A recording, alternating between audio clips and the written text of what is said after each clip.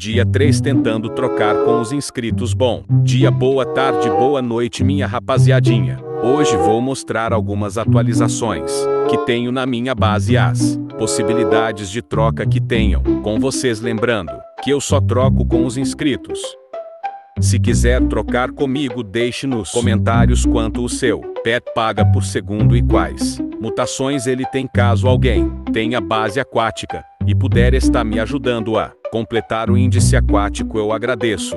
Deixe nos comentários o seu personagem do Roblox para mim estar adicionando no meu servidor. Vou deixar o nome do meu personagem nos comentários, então chama lá.